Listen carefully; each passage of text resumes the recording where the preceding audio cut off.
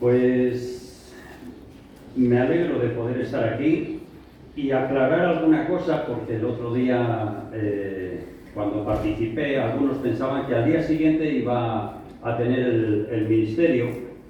Y bueno, deciros que tenía el ministerio, pero en Segovia, ¿vale? Ahí estuve predicando y solo se me durmieron 2, así que a ver hoy aquí qué tal.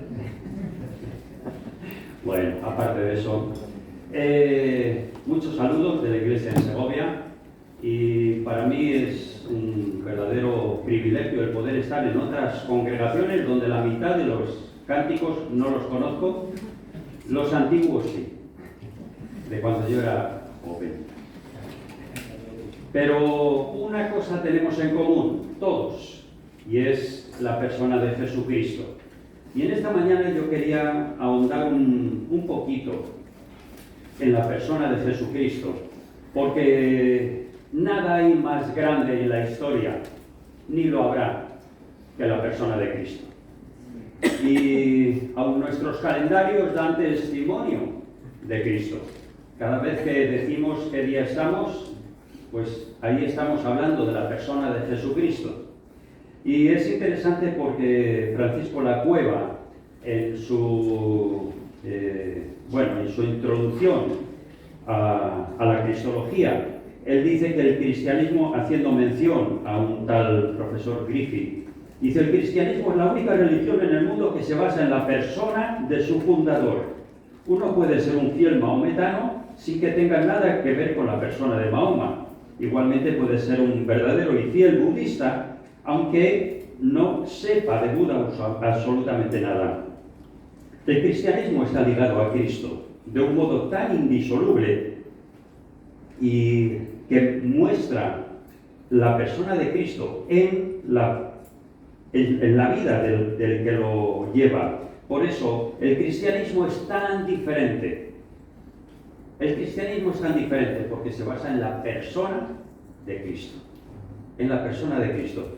Por eso, Jesucristo es único, aunque solo estuvo en este mundo 33 años, pues influyó como jamás ningún otro hombre puede haber influido en la humanidad, en la historia, en las personas, en las naciones. Por eso tenemos que entender y quizá hacernos esta pregunta: ¿quién es Jesucristo? Es una pregunta muy importante. El mismo Señor Jesús, hablando a los fariseos, les preguntó: ¿qué pensáis del Cristo? ¿De quién es hijo? ¿No? Él mismo hacía esa pregunta, y es esa pregunta que quiero yo lanzaros en esta mañana. ¿Quién es Cristo para ti? ¿De quién es hijo? Cuando estudiamos esta pregunta acerca de la persona de Jesucristo, pues no podemos ir a otro sitio más que al Nuevo Testamento, donde se nos presenta la vida de Jesucristo. Esta pregunta tan importante tenemos que contestarla entendiendo que Jesucristo es Dios, por un lado, y Jesucristo es hombre. Entonces, Él afirmó ser Dios. Y Él, una y otra vez, hablaba de que yo y el Padre uno somos, nos dice en el Evangelio de Juan, en el capítulo 10. Y por estas afirmaciones, las personas que estaban allí, los fariseos, ¿qué es lo que querían? Apedrearle. Blasfemia. ¿Cómo un hombre puede hacerse igual a Dios? Algo tremendo, ¿verdad? Porque la gente que estaba allí entendía perfectamente las palabras del Señor Jesús. Y entendían que cuando Él decía esa frase tan de Dios, ¿no? Yo soy. ¿Te estás haciendo igual a Dios? Sí. Sí, así de claro, ¿no? Y querían apedrearle, porque decían: porque tú, siendo hombre, te haces Dios, en Juan capítulo 10, versículo 33. Esto es en definitiva lo que le llevó a la cruz. Porque cuando preguntaron, ¿y por qué le traéis? Dice, porque dice que es Dios. Eso le llevó a la cruz, esa afirmación tan rotunda, firme. Por eso, en otra ocasión también, cuando alguno de los discípulos le dice, bueno, muéstranos al Padre, y él dice, el que me ha visto a mí, ha visto al Padre. Él no solamente afirmaba que él era Dios, sino que lo demostraba con sus atributos, esas características que solo Dios tiene.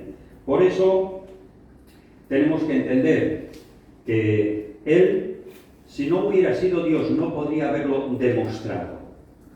Y él lo demostró de una manera visible, con sus actos, dándonos a entender que él es todopoderoso, omnipotente, y él nos dijo que toda potestad me es dada en el cielo y en la tierra. Toda potestad. Él es todopoderoso. Es Cristo, el Señor, ¿verdad? Lo afirmamos una y otra vez ahí en Mateo 28, y él cuando reprendió a la tempestad, que dice la palabra que se hizo grande bonanza, ahí cayó, las olas callaron.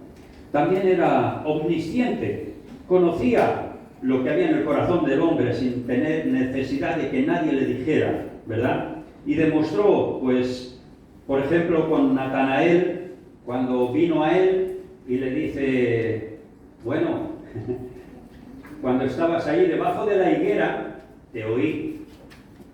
¿Cómo que me oíste? Si yo estaba hablando con Dios. Claro, te oí. Y Natanael no pudo, por más que decir, Señor mío, reconocer su deidad. Por eso, él reconoció ahí en Juan capítulo 1, ¿no? Tú eres el Hijo de Dios. Claro, nos habla también la palabra de Dios que Él es el Eterno. Cuando en Juan 1.1 dice que en el principio era el Verbo. Y entendemos el Verbo como Cristo.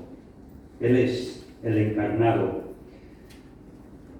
En Juan capítulo 6, por 5 veces nos dice que había descendido del cielo, ¿verdad? Y podríamos hablar de su omnipresencia en Mateo 18, de su verdad, su inmutabilidad, y así podríamos entender que hasta los ángeles le reconocían como Dios, le adoraban. Los magos en su nacimiento le adoraron. El leproso en Mateo capítulo 8 le adoró. El hombre que nació ciego también. ¿Quién recibe adoración? Sino Dios. Solo Dios es digno de adoración. Por eso hasta los apóstoles reconocían que Él era Dios. Y ahí Pedro tuvo que reconocer, Señor, solo tú eres el Hijo de Dios. Cuando les preguntó, bueno, ¿quién pensáis que soy? ¿No? Cristo se hace igual al Padre y es igual al Espíritu. Hizo las obras de Dios una y otra vez. Proclamó ser el creador del universo. En Juan capítulo 1, en Colosenses, en Hebreos, Él es el creador y sustentador del universo. Ese es Dios. También nos dice que Él es el que envía el Espíritu Santo. Él es el autor directo. También nos dice que Él salva a los perdidos. Nosotros, si no fuéramos por la obra de Cristo en la cruz, si no fuera por eso, estaríamos perdidos, muertos espiritualmente. Por eso, Él una y otra vez, tengo textos bíblicos, pero no quiero alargarme leyendo todos los textos porque muchos son conocidos, ¿vale? Y no quiero explayarme en ese sentido porque entonces sería un estudio profundo y estamos aquí para un mensaje. También se le llama directamente Dios, aunque él utilizaba otros vocablos, pero ya en su nombre cuando se dice Emmanuel, es Dios con nosotros. Es Dios con nosotros. Por eso vemos una y otra vez en Juan 1:1, el verbo era con Dios, el verbo era Dios. Y el escritor a los hebreos también nos dice, en Hebreos capítulo 1, versículo 8, mas del Hijo dice, su trono, oh Dios, por los siglos de los siglos. Podemos ver en todas estas expresiones y todo lo que nos comenta el Nuevo Testamento, la palabra de Dios. ¿Quién es Jesucristo? Jesucristo es Dios. Pero también, y sería muy largo, pero vamos a la segunda parte. Jesucristo es Dios en forma humana. Algunos dudan de que Jesús es Dios, pero pocos niegan que fue un auténtico hombre. La Biblia enseña claramente que Jesús fue hombre, pero no un hombre cualquiera, sino un hombre inigualable. La humanidad es tan real como su deidad. Se le llamó hombre. El nombre que Jesús decía una y otra vez, por el cual él se identificaba, era yo soy, o el Hijo del Hombre. No, el Hijo del Hombre ha venido para que tengáis vida. Él se identificaba a sí mismo en esa humanidad. Quería identificarse con el ser humano, en todos los sentidos. Por eso, en los 4 evangelios vemos todas estas expresiones. En cierta ocasión, él dijo en Juan capítulo 8, versículo 40, pero ahora procuráis matarme a mí, hombre que os he hablado la verdad. Él, delante de la gente, se identificaba como ser humano. También a otros se refería, por ejemplo, Pedro decía, uno de sus discípulos más íntimos, en ese primer discurso, varones israelitas, oíd estas palabras, Jesús Nazareno, varón aprobado por Dios entre vosotros por sus maravillas, prodigios, señales, varón, humano. El apóstol Pablo también afirmó, porque hay un solo Dios y un solo mediador entre Dios y los hombres. ¿Quién? Jesucristo, hombre. Jesucristo, hombre. Por eso también entendemos que Él vino a este mundo, nos dice Gálatas 4:4, esa es la fecha exacta, ¿verdad? Mejor que nuestros calendarios. Cuando llegó el cumplimiento del tiempo, Dios envió a su Hijo, nacido bajo la ley, nacido de mujer, como todos nosotros, nacido de mujer. Tuvo que ser expuesto también a las limitaciones humanas como ser humano, pues estaba ahí, tenía sueño, tuvo que dormir. ¿Recordáis en la barca? Ahí con la tempestad, todos preocupados y él durmiendo. También tuvo hambre, por lo cual fue tentado. ¿Tienes hambre? Pues puedes hacer que esta piedra se convierta en pan, ¿verdad? En Juan capítulo 4. En Juan 19 nos dice que tuvo sed. En Juan capítulo 4 se cansaba y fue a ese pozo a por agua, ¿recordáis? La mujer samaritana. También en Juan capítulo 11, ese versículo más corto de la Biblia, ¿qué dice? Jesús lloró. Muy bien, parece que habéis estudiado. Bien. Incluso la muerte. Murió. Como todos nosotros. Moriremos si el Señor no viene antes. Pero expuesto a eso, también le era necesario orar. Él estaba orando. Cuando acabó de orar, los discípulos le dijeron, Señor, enséñanos a orar. Él estaba orando. Y fue cuando acabó, cuando le pidieron, Señor, enséñanos a orar. Él tenía necesidad de orar. Antes de escoger a los 12, se pasó la noche orando, hablando con el Padre, poniéndose de acuerdo. Fíjate qué cuadrilla tengo. A ver, que hay muchos que me siguen, pero vamos a escoger. Se necesita sabiduría de lo alto. hay que orar.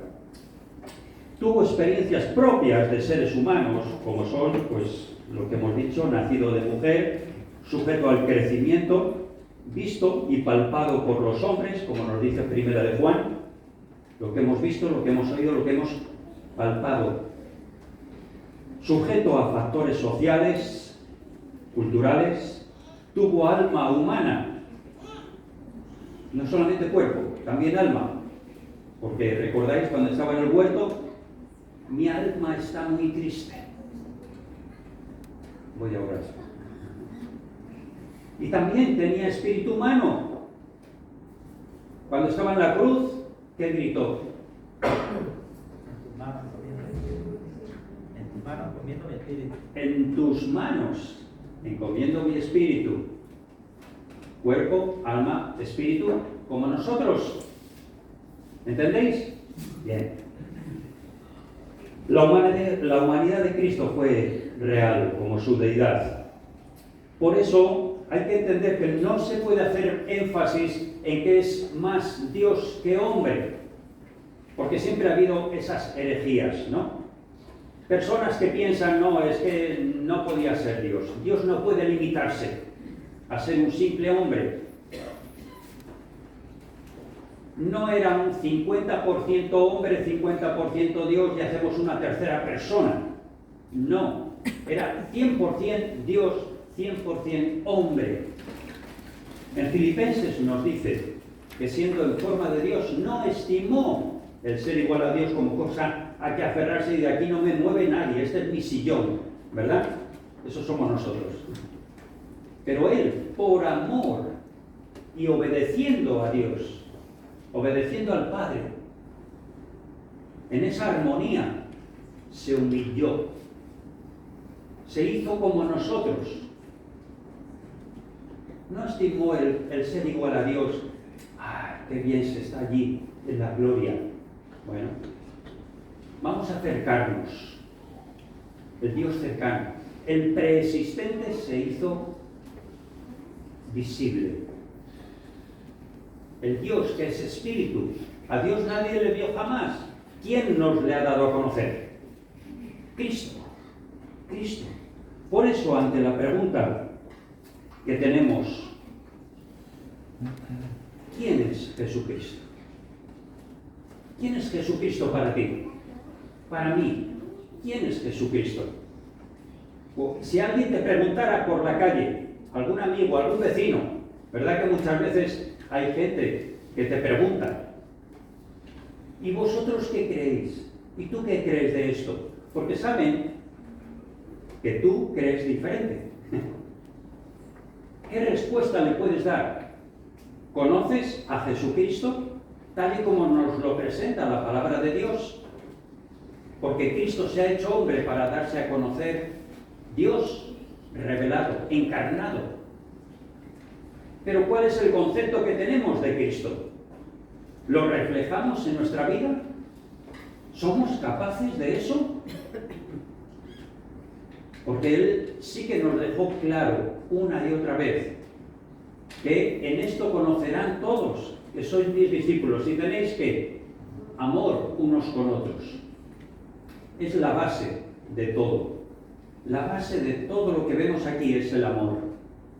Por amor vino Cristo. Por amor sufrió la cruz. Por amor se entregó. Por amor a nosotros. Cuando somos pecadores, cuando éramos incapaces de buscar a Dios, porque no hay nadie que quiera buscar a Dios, Él nos buscó a nosotros, se hizo como nosotros, y tenía que ser alguien muy especial. Solamente Jesús podía hacerlo, era entregarse por nosotros en esa cruz, derramando su sangre. Y para poder entender todo lo que conlleva esa muerte de Cristo en la cruz, hay que entender el Antiguo Testamento, donde una y otra vez se nos van mostrando figuras de Cristo, de cómo tenía que llegar un momento que el Cristo muriera en la cruz. Los de su quinta no lo entendían, los fariseos, los que estaban allí, aún los propios discípulos, los apóstoles, no entendían eso. Tuvieron que entenderlo después. Lo entendieron cuando el Espíritu Santo llegó a sus vidas, les cambió y recordaban ya todas esas enseñanzas. Necesitamos que Dios transforme nuestras vidas. Necesitamos conocer a Cristo de una manera personal. Necesitamos a Cristo en cada área de nuestra vida cotidiana.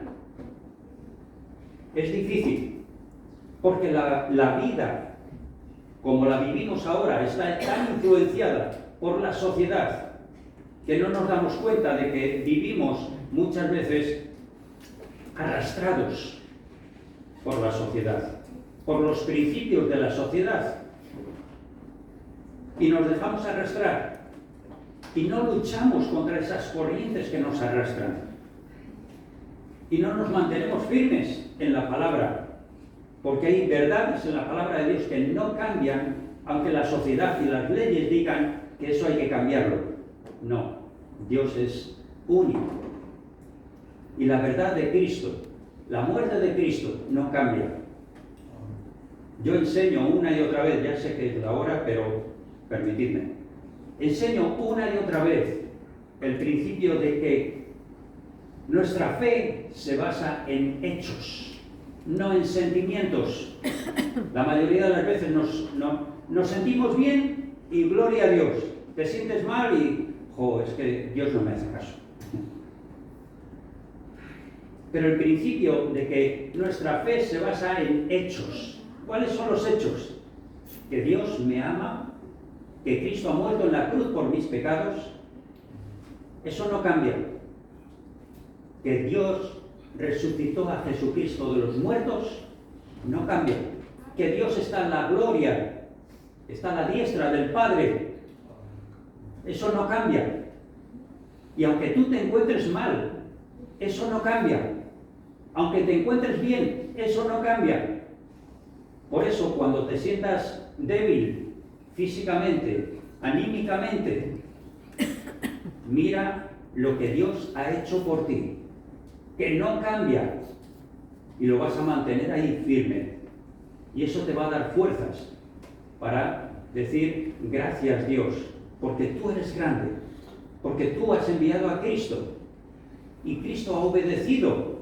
En obediencia al Padre, cumplió toda la promesa de Dios. Cumplió todo lo que se había dicho de Él. Que el Señor nos dé sabiduría para ser testigos de lo que Dios ha hecho. Dios quiere que seamos testigos. Toda potestad me es dada en el cielo y en la tierra, por tanto, id y haced discípulos a todas las naciones, enseñándoles, bautizándolos en el nombre del Padre, del Hijo, del Espíritu Santo, hasta lo último de la tierra. Nosotros, cada uno de nosotros somos embajadores. Nuestro conocimiento de Cristo no tiene que quedarse solo en nosotros, tiene que ser transmitido, tiene que llegar a otros. Esa es la gran realidad. Vamos a orar y vamos a pedirle al Señor que nos dé sabiduría para comunicar lo que es Dios en la persona de Jesucristo. Para eso primero lo tenemos que entender nosotros. Tenemos que entenderlo. ¿Quién es Cristo para ti? ¿Quién es Jesucristo? Vamos a ver. Nuestro Dios y Padre, gracias porque tú eres grande. Gracias, Padre, porque tú nos amas. Gracias porque tú nos has mostrado tu amor a través de Jesucristo. Gracias porque Él fue fiel hasta el final, dándonos ejemplo. Señor, gracias porque Él pasó por lo mismo que nosotros, aunque sin pecado, como dice el escritor a los hebreos. Pero por todo lo demás, Señor, estuvo ahí, soportando todas las necesidades, todos los problemas, todas las circunstancias que el ser humano puede soportar. Y Él fue más allá, porque se dio a sí mismo en rescate por todos nosotros. Señor, gracias porque ahora tenemos la oportunidad de conocer a un Cristo vivo, a un Cristo sentado a la diestra del Padre, a un Cristo que intercede por nosotros, y a nosotros nos ha dado el poder de llevar el mensaje de salvación. Padre, en esta mañana queremos honrarte, queremos glorificarte y que tú seas no solamente fiel en nuestras vidas, sino que nosotros podamos reflejar esa fidelidad tuya, que podamos ser espejos limpios que reflejan a Cristo en cada lugar donde estemos. Padre, gracias por tu soberanía, gracias por tu amor y por tu misericordia, en el nombre de Jesucristo. Amén.